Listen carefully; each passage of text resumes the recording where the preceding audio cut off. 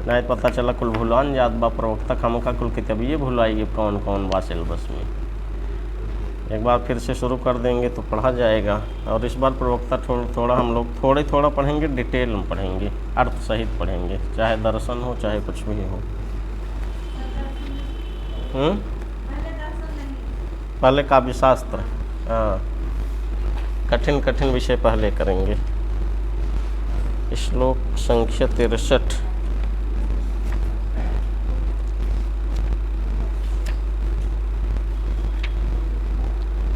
तो छुट्टी में के पढ़ाई के है बाटे बैठ के। अच्छा ऐसा कौन है इसमें जो घर नहीं गया था छुट्टी में? और सकते हैं घर ही है, कहाँ जाऊँ।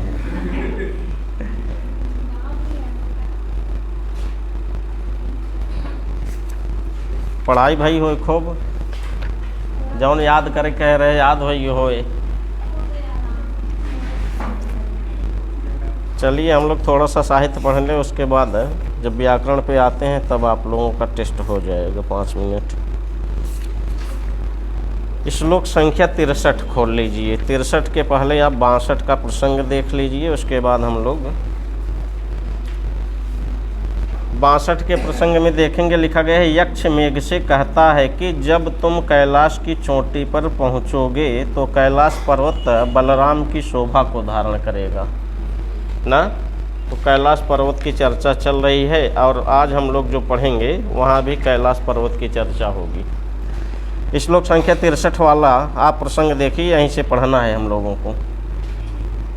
यक्ष मेघ से कहता है कि कैलाश पर्वत पर घूमते हुए भगवान शंकर और पार्वती की सेवा करना।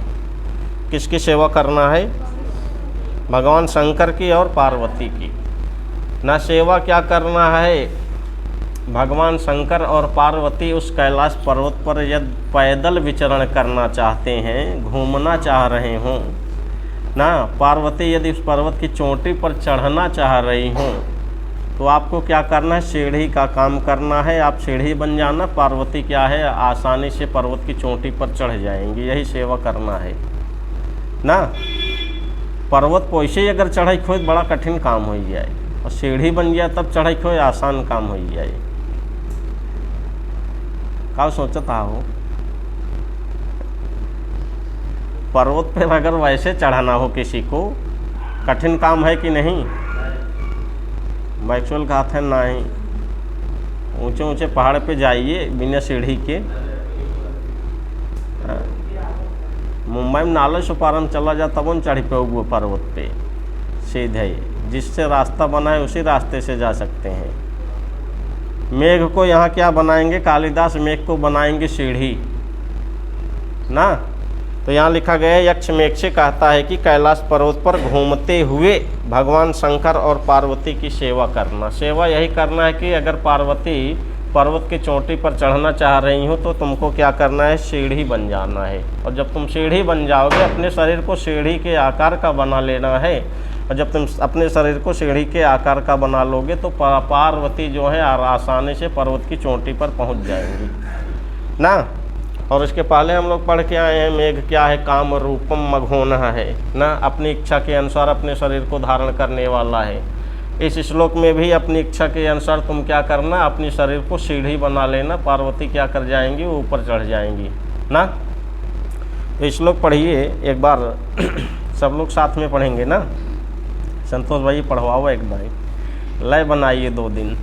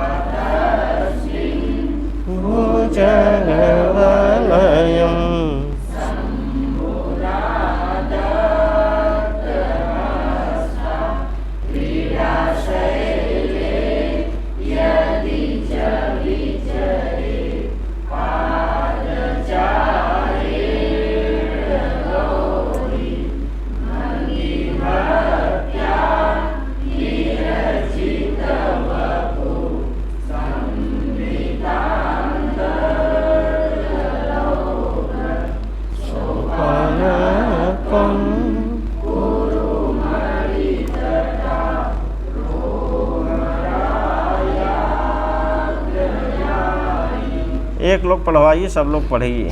संतोष भाई एक दिन पढ़वाओ, सब लोग दोहराएंगे। अरे एक हफ्ता बाद सबको दिक्कत हो जाए, ब्याह सही हो जाए, 2 ठो वाचन जहाँ भाई एक बार उनको पढ़ने दीजिए तब पढ़वाइए।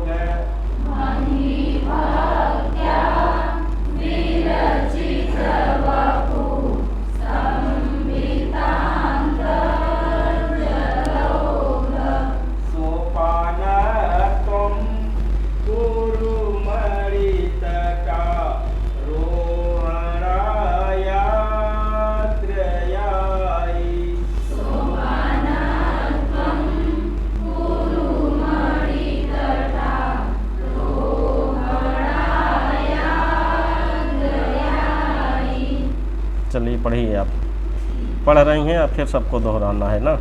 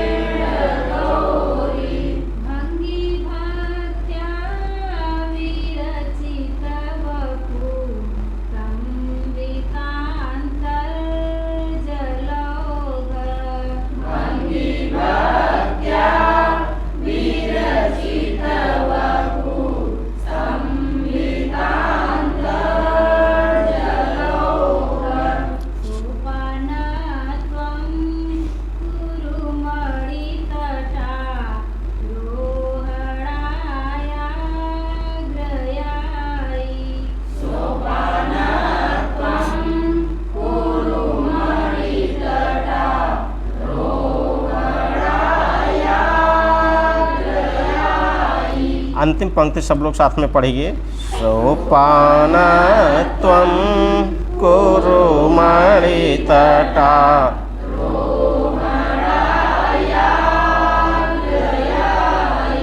अंतिम पंक्ति में लिखा गया है कुरु। कुरु मीन्स कर लेना, बना लेना ना। क्या बना लेना? लिखा गया है सोपानत्वम। सोपान मतलब, और सोपानत्वम मतलब सीढ़ी जैसा कर लेना, सीढ़ी जैसा बना लेना ना। और चौथी पंक्ति के लास्ट में एकदम लिखा गया है अग्रयायी ना। अग्रयायी आगे आगे चलते हुए तुम क्या करना? सोपानत्वम कुरु, सीढ़ी बना लेना अपने शरीर को। बन गया ना। सोपानत्वम कुरु, सोपान कर लेना, सीढ़ी बना लेना, अपने शरीर को सीढ़ी कर लेना। बन गया। और अग्रयायी आगे आगे चलते हुए तुम क्या करना? सोपानत्वम कुरु, अपने शरीर को सीढ़ी जैसे बना लेना। किसके लिए सीढ़ी बनाना है? तो चौथी पंक्ति में ही लिखा गया है मणि तट आरोहणाय। मणि तट ना, मणि तट का यहाँ अर्थ होगा शिखर तट ना। पर्वत के शिखर तट पर आरोहणाय, चढ़ने के लिए क्या करने लेना, अग्रयाई आगे आगे चलते हुए तुम सोपानत्वम कुरु, सोपान बना लेना, सीढ़ी बना लेना, अपनी शरीर को क्या बना लेना, सीढ़ी के जैसा बना लेना।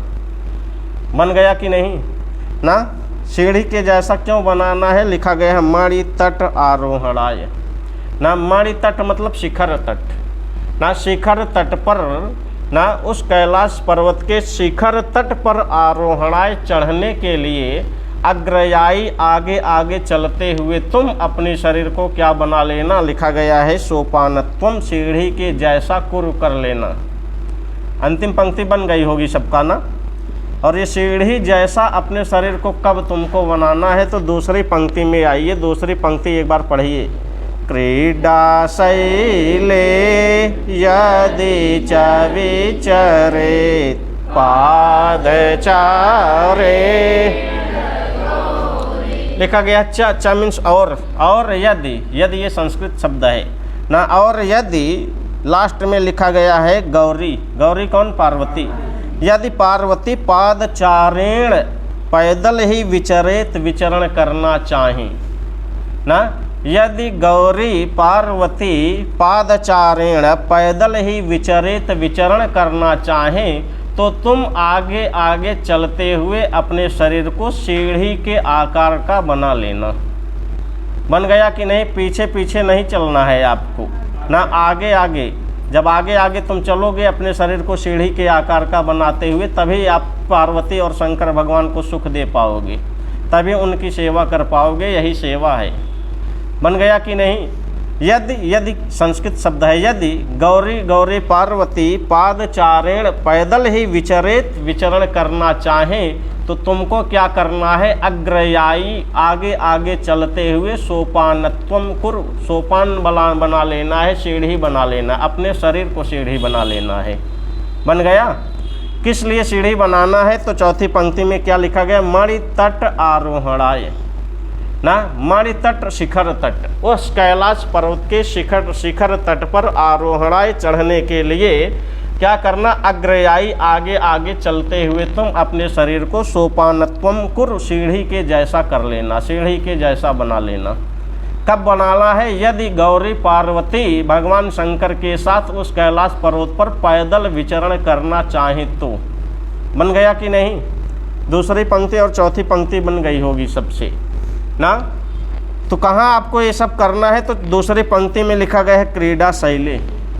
तो पहली पंक्ति से तस्मिन उठा लीजिए। तस्मिन में कौन सी विभक्ति है, सप्तमी विभक्ति एक वचन। और क्रीडा शैली में कौन सी विभक्ति है, हाँ, उस क्रीडा शैल पर। क्रीडा मीन्स क्रीडा, शैल मीन्स पर्वत ना। तस्मिन उस क्रीडा करने वाले शैले पर्वत पर, जहाँ भगवान शंकर जिस पर्वत पर क्रीडा करते हैं, उस क्रीडा शैल पर, उस क्रीडा पर्वत पर, उस कैलाश पर्वत पर यदि गौरी पार्वती पादचारेण विचरित, पैदल ही विचरण करना चाहें, तो तुम क्या करना, अग्रयाई आगे वाला होकर के, अर्थात आगे आगे चलते हुए तुम अपने शरीर को क्या कर लेना, सोपानत्वम कुरु, सीढ़ी के जैसा बना लेना ना। पहली पंक्ति में तस्मिन से क्रीडा शैली का बोध होगा, और क्रीडा शैली से किस पर्वत का बोध होगा, कैलाश पर्वत का ना। पूछ लिया जाएगा भगवान शंकर किस पर्वत पर क्रीडा करते हैं, कैलाश पर्वत पर। तस्मिन उस क्रीडा शैली, क्रीडा पर्वत पर, जहाँ भगवान शंकर क्रीडा करते हैं, उस क्रीडा पर्वत पर, उस कैलाश पर्वत पर यदि गौरी पार्वती पादचारेण विचरित, पैदल चलना चाहे, पैदल ही विचरण करना चाहें, तो तुम क्या कर लेना, लिखा गया है अंतिम पंक्ति में, अग्रयाई आगे आगे चलते हुए तुम अपने शरीर को क्या करना, सोपानत्वम, सीढ़ी के जैसा कुरु कर लेना, बना लेना। बन गया कि नहीं। दो पंक्ति आराम से बन गई होगी, दूसरी पंक्ति और चौथी पंक्ति बन गया ना। और अब पहली पंक्ति में देखिए, पहली पंक्ति में कुछ विशेषण लिखा गया है गौरी का। लिखा गया है भुजग वलयम शंभुना दत्त हस्ता ऐसी गौरी ना। भुजग वलयम और उसी के बीच में आपको रख देना हित्वा। पहली पंक्ति में हित्वा जो लिखा गया है, हित्वा पद का अर्थ क्या हो जाएगा, छोड़कर ना। भुजग वलयम हित्वा शंभुना दत्त हस्ता ऐसी गौरी। और ऐसी गौरी यदि उस क्रीडा पर्वत पर पैदल विचरण करना चाहें, तो तुम अपने शरीर को सीढ़ी के जैसा बना लेना ना। देखिए लिखा गया भुजग वलयम हित्वा। भुजग मतलब क्या होता है? हाँ, भुजग मतलब सर्प, और वलय मतलब क्या होता है? कंगन ना। तो सर्प रूपी कंगन को हित्वा त्याग करके ना, सर्प रूपी कंगन को हित्वा छोड़ करके त्याग करके भगवान शंकर शंभुना भगवान शंकर के द्वारा दत्त हस्ता, दत्त मीन्स दिया गया है, हस्ता मतलब हाथ जिसको, ऐसी गौरी। भगवान शंकर क्या किए हैं? भगवान शंकर अपने सर्प रूपी कंगन को छोड़कर किसका हाथ पकड़ लिए हैं ना। तो भुजग वलयम हित्वा, भुजग सर्प रूपी, रूपक अलंकार ना, भुजग सर्प रूपी वलयम कंगन को हित्वा छोड़ करके भगवान शंभुना शंकर के द्वारा दत्त दिए गए हस्ता, हाथ वाली जो है ऐसी गौरी, ऐसी पार्वती। और ऐसी पार्वती यदि तस्मिन क्रीडा शैले, उस क्रीडा पर्वत पर जहाँ भगवान शंकर क्रीडा करते हैं उस कैलाश पर्वत पर यदि गौरी पादचारेण विचरित, पैदल ही विचरण करना चाहें तो तुम क्या करना? अग्रयायी, आगे आगे चलना, और आगे आगे चलते हुए अपने शरीर को सोपानत्वम कुर, सीढ़ी जैसा कर लेना, सीढ़ी जैसा बना लेना। बन गया कि नहीं बन गया? पहली पंक्ति बन गई होगी, दूसरी बन गई होगी, और अंतिम पंक्ति भी बन गई होगी ना। तो पहली पंक्ति में भुजग वलयम हित्वा, भुजग मतलब सर्प, और सर्प रूपी वलय मतलब कंगन, सर्प रूपी कंगन को हित्वा छोड़कर ना भगवान शंकर क्या किए हैं? जो सर्प रूपी कंगन को लपेटे हुए हैं उस कंगन को निकाल करके रख दिए हैं। अब क्या पकड़ लिए हैं? अपना हाथ कहाँ दे दिए हैं? पार्वती को ना। आप समझ लीजिए वहाँ पार्वती घुमावत हैं पैदल अंगुली पकड़ाई के। पार्क में गए होगा, आशीष से पूछो घूमे, जब पार्क में जाते हैं बिना हाथ पकड़े घूमे मजा ना ही आवत। का हो आशीष? वही एकदम सेम कहानी है।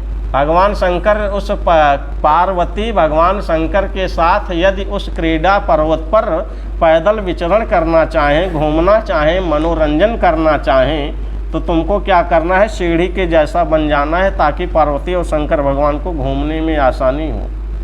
समझ में आ गई कहानी ना। तो वही लिखा गया यहाँ, शंभुना भगवान शंकर के द्वारा ना दत्त दिया गया है हस्ता, हाथ जिसको, ऐसी गौरी, ऐसी पार्वती। और ऐसी पार्वती यदि तस्मिन क्रीडा शैले, उस क्रीडा पर्वत पर, उस कैलाश पर्वत पर पादचारेण, पैदल ही ना विचरित, विचरण करना चाहे तो तुमको क्या करना है? अग्रयायी, आगे आगे चलते हुए तुमको सोपानत्वम, सीढ़ी के जैसा कुर कर लेना है। बन गया है कि नहीं ना। एक बार 3 पंक्ति आप वाचन करिएगा, पहली, दूसरी और अंतिम पंक्ति पढ़िए। हित्वा तस्मिन् भुजग वलयम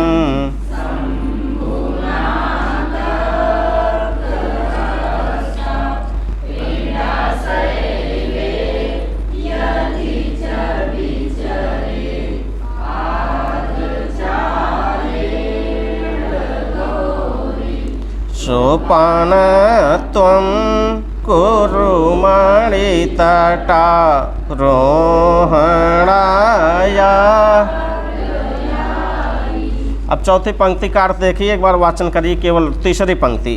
भंगी भक्त्या विरचित वपु स्तंभितांतर।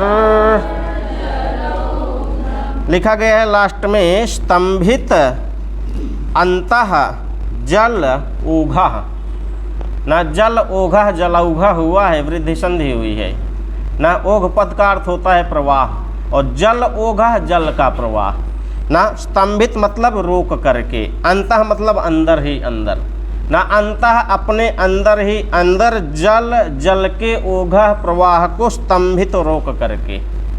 बन गया ना। यहाँ स्तंभित मतलब रोकना ना, अंतः मतलब अंदर ही अंदर, जल मतलब जल, ओघा मतलब प्रवाह ना। जल धन ओघा, जलौघा, संधि है वृद्धि संधि ना। अंतः अपने अंदर ही अंदर, जल ओघा, जल के प्रवाह को स्तंभित रोक करके ना। ये प्रश्न पूछ लिया जाएगा, स्तंभितांतर जलौघा कौन? मेघा ना अपने अंदर ही अंदर जल के प्रवाह को रोक करके तुमको क्या करना है, लिखा गया है तीसरी पंक्ति के शुरुआत में, भंगी भक्त्या, ना भक्त्या भक्ति के द्वारा, भगवान शंकर की भक्ति के द्वारा क्या करना है, विरचित वपुः, वपुः पद का अर्थ होता है शरीर, और विरचित मीन्स बना लेना, ना भंगी विरचित, भक्त्या भगवान शंकर की भक्ति के द्वारा वपुः अपने शरीर को भंगी विरचित भंग करके, भंग बना करके सोपानत्वम कुर सीढ़ी बना लेना। बन गया कि नहीं? अच्छा, जब मेघ अपने शरीर को भंग करेगा तभी तो सीढ़ी बनेगी ना। लिखा गया वपुः मतलब शरीर, अपने शरीर को तुमको क्या करना है, भंगी विरचित भंग करके, विरचित मतलब करना, विरचित मतलब बनाना ना। तो लिखा गया है वपुः अपने शरीर को भंगी विरचित भंग करके सोपानत्वम सीढ़ी के जैसा कुर कर लेना। बन गया कि नहीं बन गया ना। तो भक्त्या भगवान शंकर की भक्ति के द्वारा, भगवान शंकर की भक्ति से वपुः अपने शरीर को भंगी विरचित भंग करके सोपानत्वम कुर सीढ़ी के जैसा कर लेना, सीढ़ी के जैसा बना लेना ना। क्यों बनाना है? चौथी पंक्ति में लिखा गया है मणि तट आरोहणाय। मणि तट मतलब शिखर तट ना, मणियों के तट पर चढ़ने के लिए, अर्थात कैलाश पर्वत के शिखर पर चढ़ने के लिए अग्रयायी आगे आगे चलते हुए तुमको क्या करना है, अपनी शरीर को भंगी विरचित भंग करके सोपानत्वम सीढ़ी के जैसा कुर कर लेना है ना। उसके पहले तुमको एक काम और करना है, अंदर ही अंदर अपने जल के प्रवाह को रोक करके ना, अग्रयायी आगे आगे चलते हुए ना वपुः अपने शरीर को भक्त्या भगवान शंकर की भक्ति के द्वारा भंगी विरचित भंग करके सोपानत्वम सीढ़ी के जैसा कुर कर लेना, सीढ़ी के जैसा बना लेना ना। ये काम तुमको कहाँ करना है, तस्मिन क्रीडा शैले, उस क्रीडा पर्वत पर। कब करना है? यदि गौरी पादचारेण विचरित, यदि गौरी पार्वती पैदल विचरण करना चाहे तो। बन गया कि नहीं बन गया ना।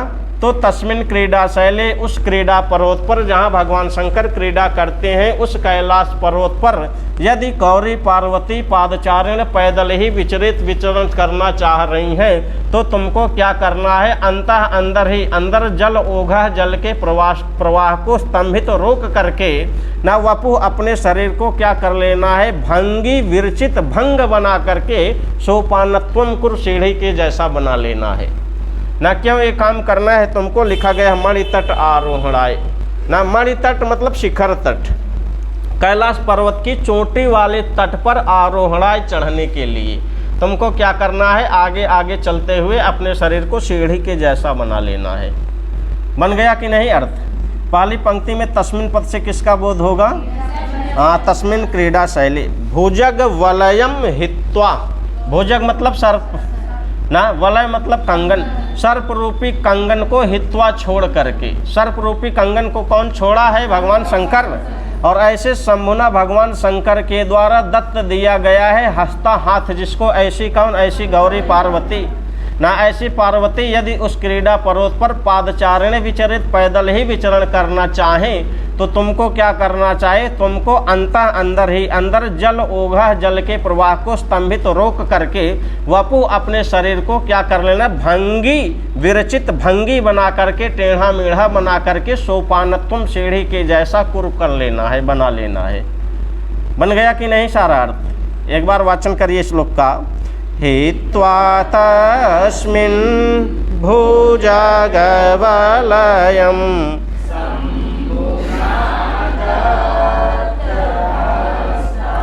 क्रीडाशैले यदि च विचरेत् पादचारे भंगी भक्त्या विरचित वपुः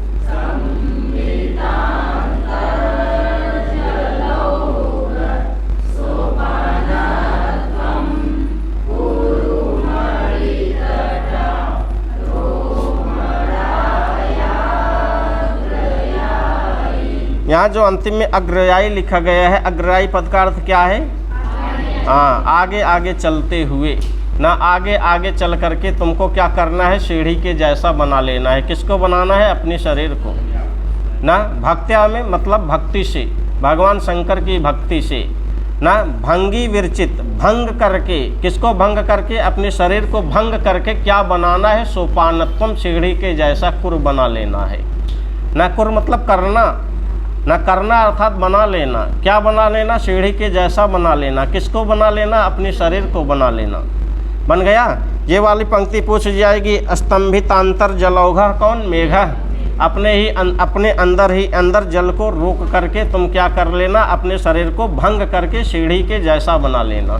क्यों ये बनाना है तुमको, सीढ़ी के जैसा अपने शरीर को क्यों बनाना है, तो मणि तट आरोहणाय ना, उस पर्वत की शिखर पर, मणि तट पर चढ़ने के लिए, शिखर तट पर चढ़ने के लिए अपने शरीर को सीढ़ी के जैसा बना लेना। बन गया कि नहीं ना। पहली पंक्ति में तस्मिन पद से किसका बोध होगा, क्रीडा शैले से। और तस्मिन क्रीडा शैले से किस पर्वत का बोध होगा, कैलाश पर्वत का। हित्वा पद का अर्थ क्या है, छोड़ करके ना। भुजग वलयम में कौन सा अलंकार हो जाएगा, रूपक अलंकार। भुजग रूपी कंगन को, वलय को हित्वा त्याग करके भगवान शंकर के द्वारा दत्त दिया गया है हस्ता हाथ, जिसको ऐसी गौरी यदि पैदल विचरण करना चाहे उस क्रीडा पर्वत पर, तुमको क्या करना है, सीढ़ी के जैसा अपने शरीर को बना लेना है। अर्थ बन गया है खूब विधिवत ना। अब इसकी टिप्पणी देख लीजिए एक बार। ये सब पूछ लिया जाएगा पहली दूसरी पंक्ति या तीसरी चौथी पंक्ति दे करके, तो इसमें किस पर्वत का वर्णन है, क्या मारेंगे, कैलाश पर्वत का। इसलिए पंक्तियाँ याद रहें। मेघदूतम में जो कठिन प्रश्न आपके परीक्षा में पूछा जाएगा, पंक्तियों में किसका वर्णन है, वही सबसे कठिन प्रश्न होगा। इसलिए सारे श्लोकों में आपको जानना चाहिए किस श्लोक में किस किस पर्वत का, किस नदी का, किसका वर्णन है। ये बहुत कठिन प्रश्न हो जाता है हम आपके लिए एग्जाम में। देखिए इसमें आप देख लीजिए इसकी टिप्पणी।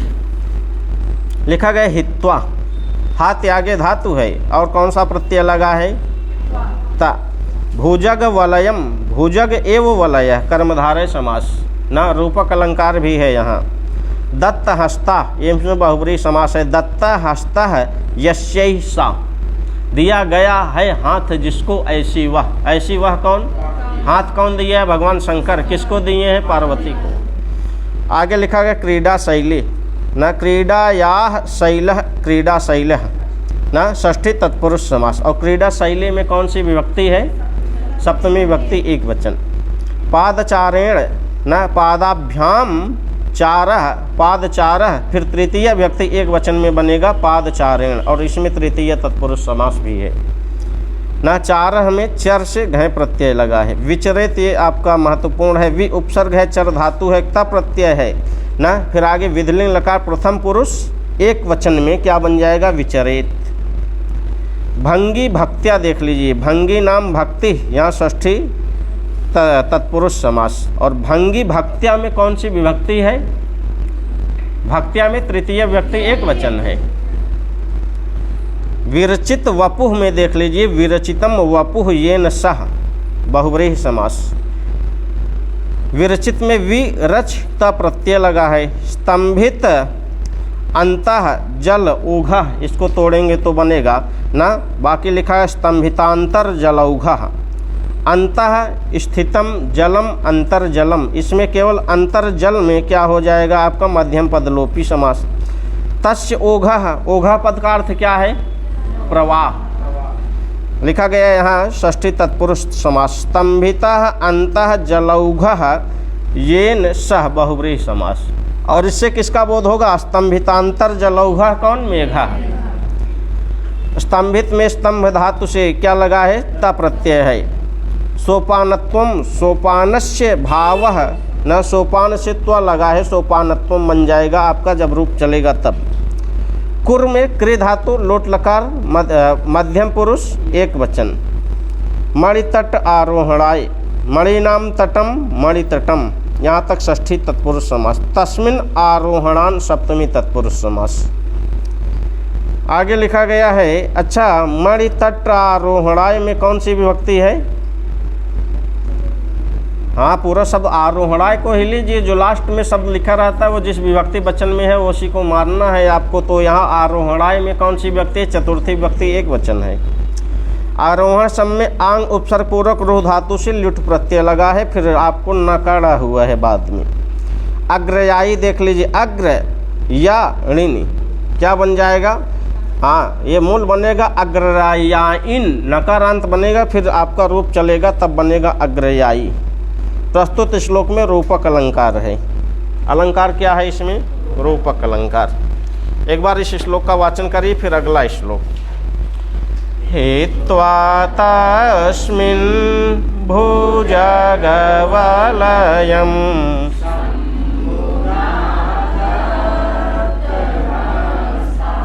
क्रीडाशैले यदि च विचरेत्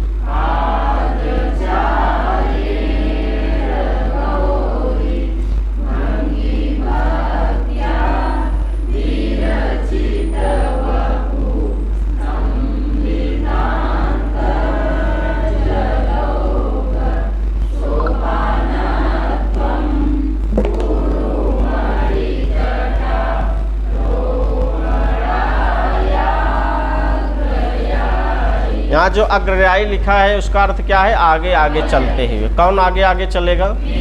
ऐसा कौन कह रहा है? यक्ष कह रहा है। मेघ से कह रहा है तुमको क्या करना है? आगे आगे चलना है ना। और जब तुम आगे आगे चलोगे तो अपने शरीर को सीढ़ी के आकार का बना लोगे, तो पार्वती भगवान शंकर क्या करेंगे? पार्वती को उसी पे क्या करेंगे? घुमाएंगे।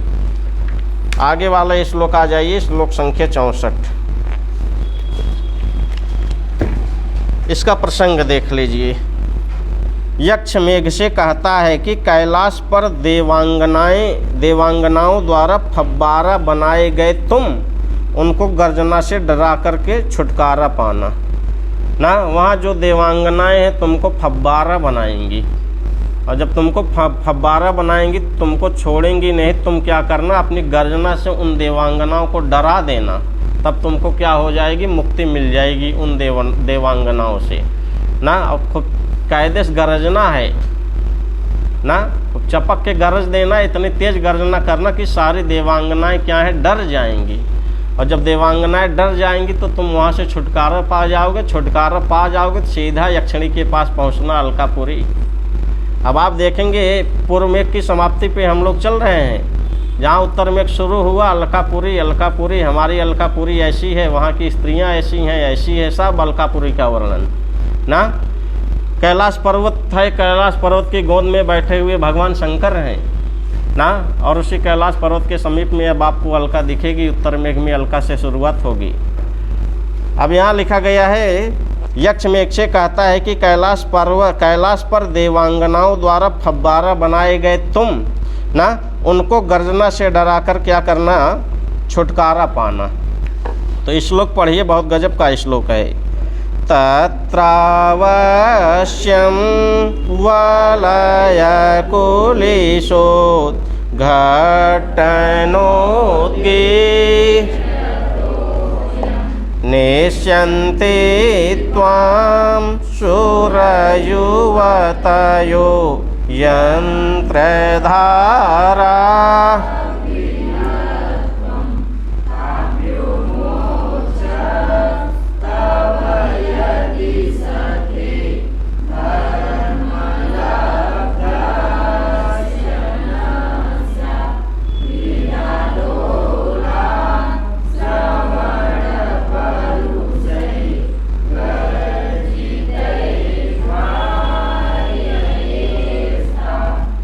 चलिए इसमें आपको एक बार पहले और दूसरी पंक्ति वाचन करिए।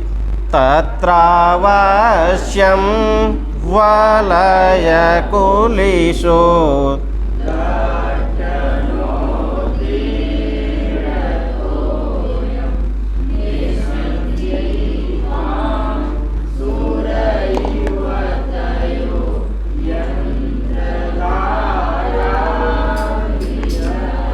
पहली पंक्ति में लिखा गया तत्र। तत्र मतलब वहाँ पर। वहाँ पर कहाँ पर? हाँ, उस कैलाश पर्वत पर अवश्यम, अवश्य ही, निश्चित रूप से बन गया। पहली पंक्ति का दो शब्द तत्र धन अवश्यम तत्रावश्यम आकाशवर्णी दीर्घा ना। तत्र मतलब वहाँ पर, उस कैलाश पर्वत पर, उस क्रीड़ा पर्वत पर अवश्यम अवश्य ही, निश्चित रूप से। दूसरी पंक्ति में आ जाइए, लिखा गया है निश्यति। निश्चित मीन्स बना डालेंगी। उस कैलाश पर्वत पर अवश्यम निश्चित रूप से। दूसरी पंक्ति में लिखा गया त्वाम निश्यति, त्वाम तुमको निश्यति बना डालेंगी ना। नि धातु है, नि धातु ले जाने के अर्थ में है, लेकिन जब हम लोग कालिदास की अभिधा को छोड़ करके व्यंजना में जाएंगे तो इसका अर्थ क्या हो जाएगा, बना डालेंगी ना। त्वाम तुमको निश्चित बना डालेंगी। बन गया कि नहीं। त्वाम पद से किसका बोध होगा, मेघ का। कौन कह रहा है, यक्ष कह रहा है, मेघ से कह रहा है। तत्र वहाँ पर अवश्यम अवश्य ही, निश्चित रूप से, त्वाम तुमको निश्चित बना डालेंगी ना। क्या बना डालेंगी और कौन बना डालेगा। दूसरी पंक्ति में लिखा गया सुर युवतयः ना। सुर मीन्स देवता ना। जो देवताओं की युवतियां हैं, जो सुरांगनाएं हैं, जो देवांगनाएं हैं, वे देवांगनाएं त्वाम तुमको निश्चित बना डालेंगी। क्या बना डालेंगी। दूसरी पंक्ति के लास्ट में लिखा गया यंत्र धारा गृहत्वम, गृहत्वम घर बना डालेंगी। किसका घर बना डालेंगी, लिखा गया यंत्र धारा। जो यंत्रों के द्वारा जल की धार प्रवाहित होती है ना, जिसको हम लोग फव्वारा कहते हैं। यंत्रों के द्वारा जो जल की धार प्रवाहित होती है ना, ऐसे फव्वारों का गृहत्वम घर त्वाम तुमको निश्चित बना डालेंगी। कौन बना डालेगा, सूर्य युवतयः ना।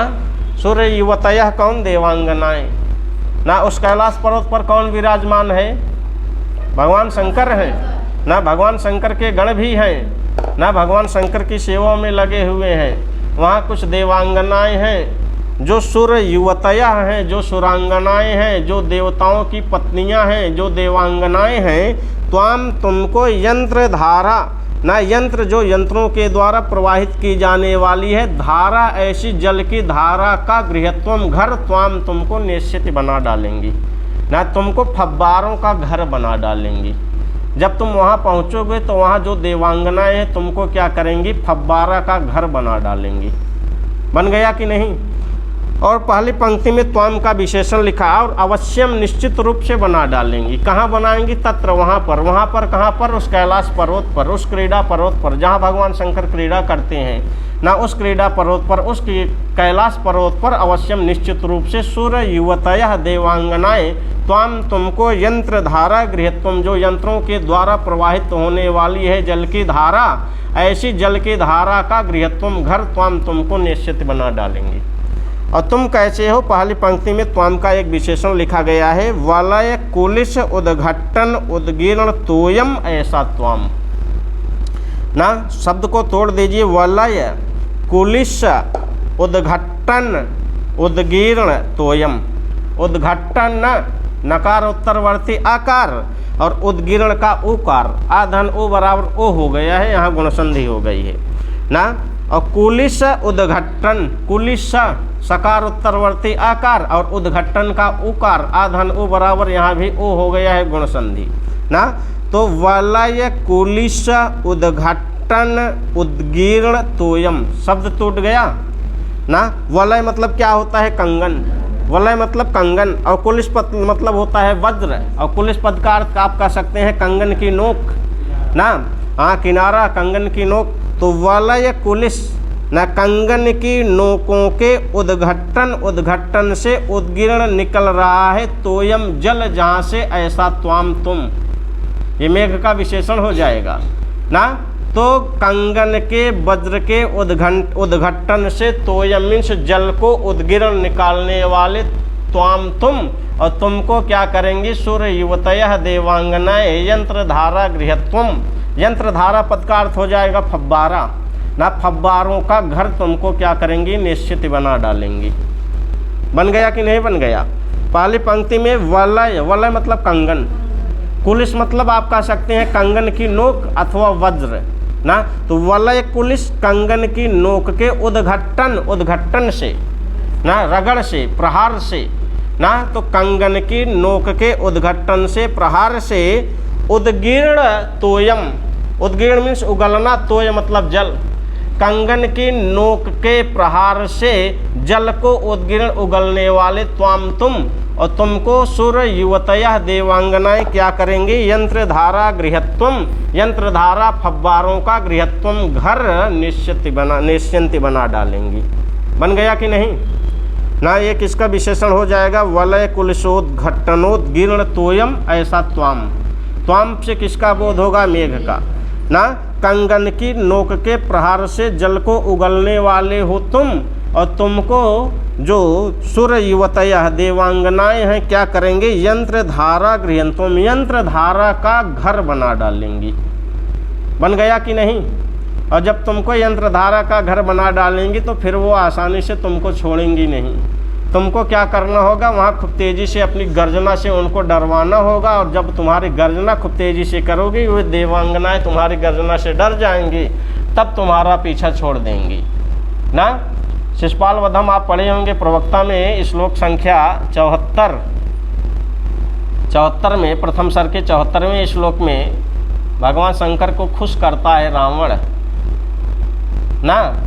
भगवान शंकर क्या करते हैं, वो पार्वती को गले लगाना चाहते हैं ना, और स्त्रियां क्या हैं, अंदर से मन रहे गले लागे, लेकिन ऊपर से मना कर रही थी। वो अपने बदला लिया था, भगवान शंकर का कर्ज चुकाया था, ऋण चुकाया था। उसमें जो है श्लोक संख्या 74 में क्या करता है, रावण आता है कैलाश, भगवान शंकर बैठे रहते, पार्वती बैठी रहती। उसमें जो है भगवान शंकर गले लागे चाहते, पार्वती जो नहीं मना कह देते। रावणवा ऐसे हाथ डाले कैलाश उखाड़ी लिए, जब पर्वत डगमगान पार्वती अपने चिपक गई। भगवान शंकर को खुश किया था उस समय। अभी इस अब प्रवक्ता की क्लास चलेगी, उसमें हम लोग शिशुपाल वधम पढ़ेंगे विधिवत ना।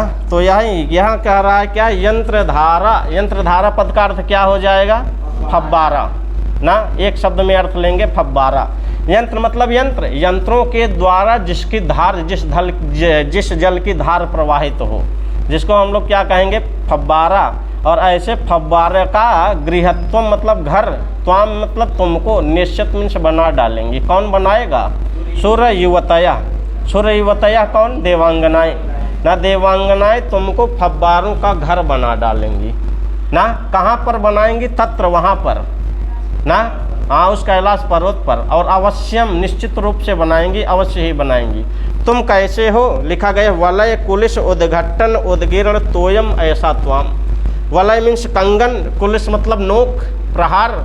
कंगन की नोक के उद्घट्टन से, प्रहार से, रगड़न से ना। उद्गीर्ण मतलब उगलना, तोय मतलब जल को उगलने वाले तुम। कंगन की नोक के प्रहार से जल को उद्गीर्ण उगलने वाले तुम, और तुमको सूर्य युवतयः देवांगनाएं जल धारा फव्वारों का गृहत्वम घर निश्चिंत बना डालेंगी। 2 पंक्ति बन गया खूब अच्छे से। वाचन करिए 2 पंक्ति का। तत्रावश्यम वलय कुलिशो घट्टनोद्गे निश्यन्ति त्वां शूरयुवतयो यंत्रधारा ना। यंत्रधारा गृहत्वम ऐसा त्वाम, वलय कुलिशोद्घट्टनोद्गीर्ण तोयम ऐसा त्वाम ना। सूर्य युवतयः पद का अर्थ क्या हो जाएगा, देवांगनाएं ना। तत्र पद का अर्थ क्या हो जाएगा, वहाँ पर उस कैलाश पर्वत पर। अवश्यम अवश्य ही, निश्चित रूप से। निश्चिंत मीन्स बना डालेंगी ना। क्या बनाएंगी, फव्वारों का घर। किसको बनाएंगी, त्वाम तुमको। कौन बनाएगा, सूर्य युवतयः देवांगनाएं बनाएंगी ना। और कंगन के नोक के प्रहार से जल को उगलने वाले कौन, तुम। तुम मतलब मेघ ना। अब आ जाइए तीसरी पंक्ति और चौथी पंक्ति का वाचन करिए। ताभ्यो मोक्षस्तव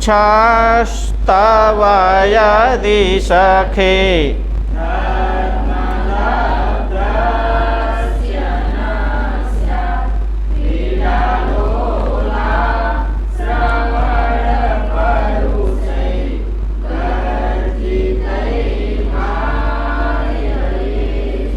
लिखा गया ताभ्यः मोक्षः तव यदि सखे घर्म लब्धस्य न स्यात् ना। यहाँ लिखा गया सखे ये संबोधन है किसके लिए? मेघ के लिए। कौन संबोधन कर रहा है? कह रहा है हे सखे, हे प्रिय मित्र मेघ, यदि, यदि यहाँ देखिए क्या है, यदि संस्कृत शब्द है ना। हे सखे, हे मित्र मेघ, यदि, यदि, अच्छा तुम हो, कैसे लिखा गया? घर्म लब्धस्य तव, बीच में लिखा गया तव, तव पद से किसका बोध होगा? मेघ का ना। यहाँ तव कहाँ का रूप है? षष्ठी व्यक्ति एक वचन का। और घर्म लब्धस्य में भी कौन सी व्यक्ति है? षष्ठी व्यक्ति एक वचन। घर्म लब्धस्य, घर्म मतलब होता है धूप ना। धूप को लब्धस्य प्राप्त किए हुए तुम, धूप से संतप्त तुम, गर्मी से पीड़ित तुम, गर्मी को प्राप्त किए हुए तुम। बन गया कि नहीं? घर्म लब्धस्य तव, घर्म लब्धस्य किसका विशेषण हो गया? तव का। और तव से किसका बोध होगा? मेघ का। घर्म, घर मतलब धूप, गर्मी, और लब्ध मीन्स होता है प्राप्त करना। गर्मी को प्राप्त किए हुए तव तुम ना, गर्मी से पीड़ित तुम, गर्मी को प्राप्त किए हुए, धूप को प्राप्त किए हुए तव तुम। और यदि तव तुम्हारा ताभ्य उन देवांगनाओं के द्वारा मोक्षः न स्यात्, इधर मोक्षः लास्ट में लिखा गया है न स्यात्, मोक्षः न स्यात्, मोक्ष न हो, मुक्ति न हो, छुटकारा न मिले, किनसे? ताभ्य उन देवांगनाओं से ना। घर्म लब्धस्य, हे सखे, हे प्रिय मित्र मेघ, घर्म लब्धस्य ना, गर्मी को प्राप्त किए हुए तव तुम, और तुम, तुम्हारा, यदि ताभ्य उन देवांगनाओं से मोक्षः न स्यात् ना, मोक्ष न हो, मुक्ति न मिले, उन देवांगनाओं से तुमको छुटकारा न मिले, तो तुमको क्या करना चाहिए? चौथी पंक्ति में आ जाइए। तो तुमको क्या करना चाहिए? तो लिखा गया है क्रीडा लोलाः श्रवण परुषैः गर्जितैः भाययेः ताः, ताः देवांगनाः, ताः उन देवांगनाओं को भाययेः भयभीत कर देना। चौथी पंक्ति के लास्ट में लिखा गया है ताः, ताः पद से किसका बोध होगा? देवांगनाओं का। ताः उनको किनको? उन देवांगनाओं को भाययेः भयभीत कर देना। किससे भयभीत करना है? चौथी पंक्ति में ही लिखा गया है गर्जितैः, अपनी गर्जना से, गर्जितैः अपनी गर्जना से, ताः उनको, उन देवांगनाओं को भाययेः भयभीत कर देना, डरा देना।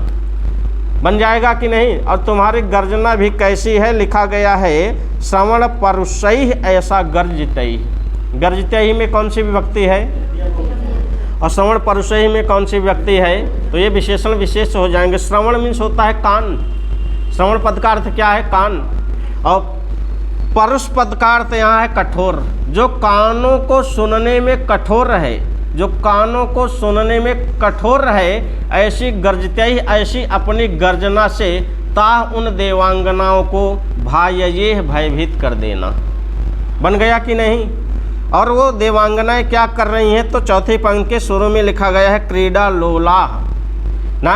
क्रीडा, लोल पद का अर्थ तो शुद्ध होता है चंचल, और यहाँ लोल पद का अर्थ चाहे आप चंचल करिए, चाहे आप लगी हुई कर लीजिए, तब भी बनेगा ना। तो क्रीडा लोलाः, क्रीडा में लगी हुई, ताः उन देवांगनाओं को ना, गर्जितैः अपनी गर्जना से, भाययेः भयभीत कर देना। तुम्हारी गर्जना कैसी है? लिखा गया है श्रवण परुषैः ना। जो श्रवण मीन्स कानों को, परुष मतलब होता है कठोर, जो कानों को सुनने में कठोर है, जो कानों को सुनने में कठोर लगने वाली है, ऐसी गर्जितैः अपनी ऐसी गर्जना से, ताः उनको, उन देवांगनाओं को भाययेः भयभीत कर देना ना। वे देवांगनाएं क्या कर रही हैं? कहाँ लगी हुई हैं? लिखा गया है क्रीडा लोलाः।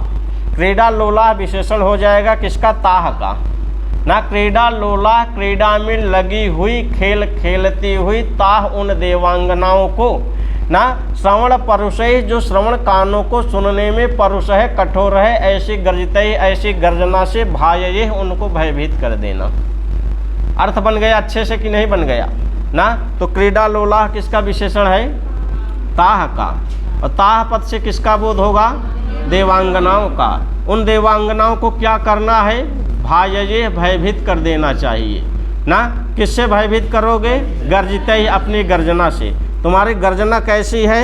श्रवण परुषैः, जो श्रवण परुषैः है, जो कानों को सुनने में परुष है, कठोर है, ना ऐसी गर्जना से तुम क्या कर देना, भायये, तुमको डरा देना चाहिए, भयभीत कर देना चाहिए। किसको भयभीत करना चाहिए, ताह उनको किनको ना, कब करना है, जब हे मित्र मेघ, जब उन देवांगनाओं से, तीसरी पंक्ति में लिखा गया है ताभ्य पद से भी उन्हीं देवांगनाओं का बोध होगा ना, उन देवांगनाओं से जब ना, तब तुम्हारा मोक्ष न स्यात्, मोक्ष न हो, जब उन देवांगनाओं से तुमको मुक्ति न मिले, जब उन देवांगनाओं के द्वारा तुमको छोड़ा न जाए, तब अपनी भयंकर गर्जना से उन देवांगनाओं को भयभीत कर देना।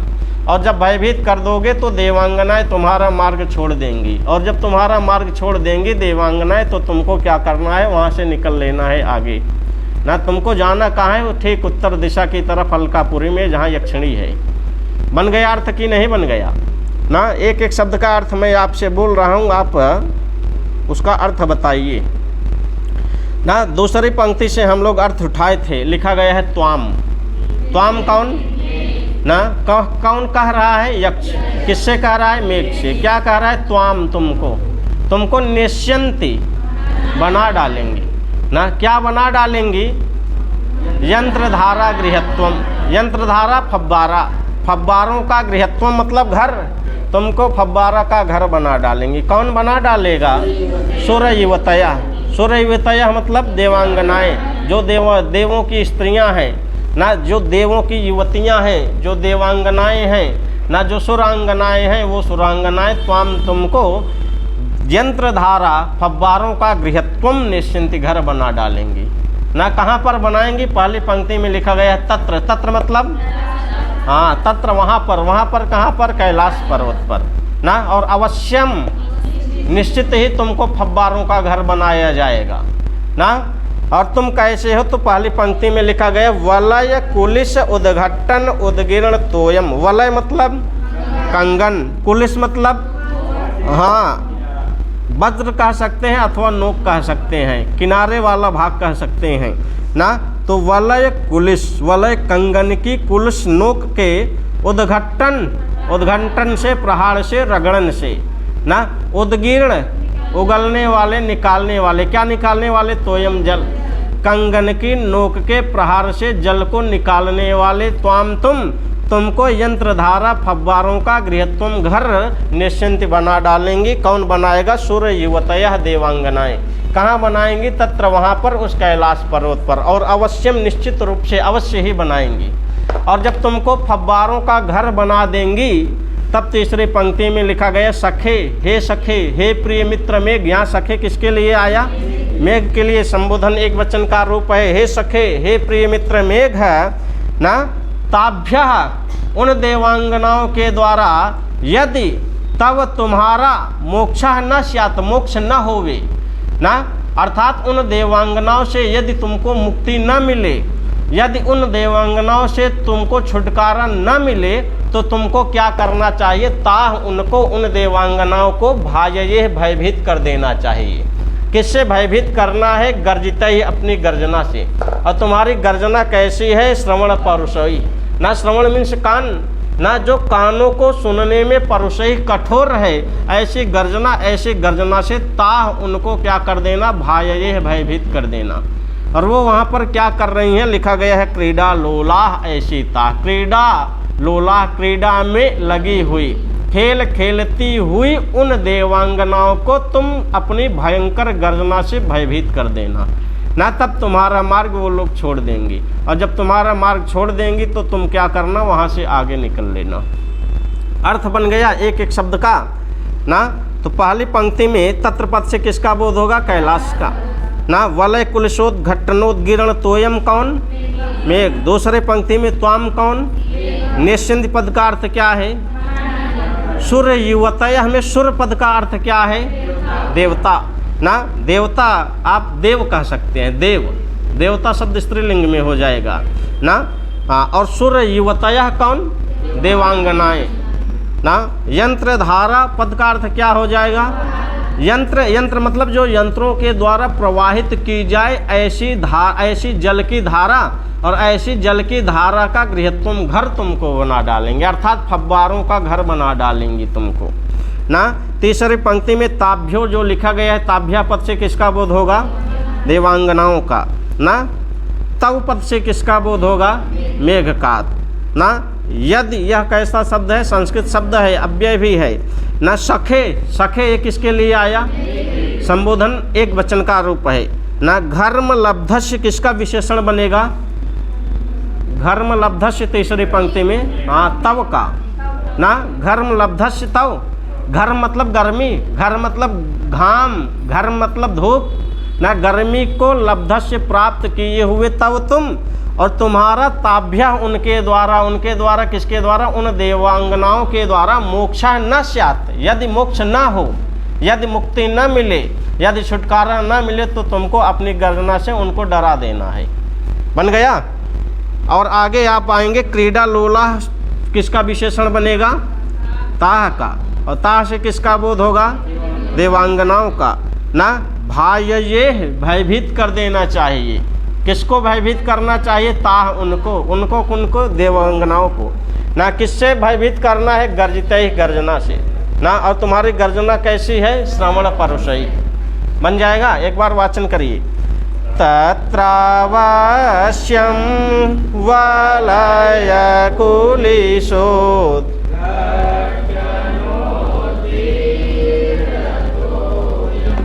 निशन्ति त्वां शूरयुवतयो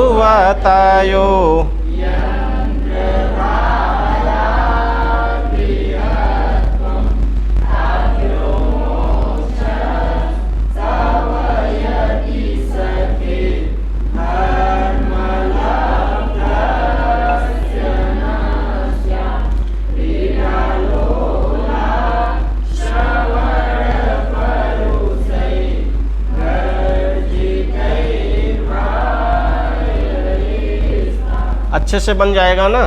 टिप्पणी देख लीजिए अब किताब में। 2 श्लोक बचेगा, हम लोग 2 श्लोक कल पढ़ लेंगे। और व्याकरण कल से क्लास आपकी तेजी से चलेगी ना, साहित्य कम व्याकरण ज़्यादा।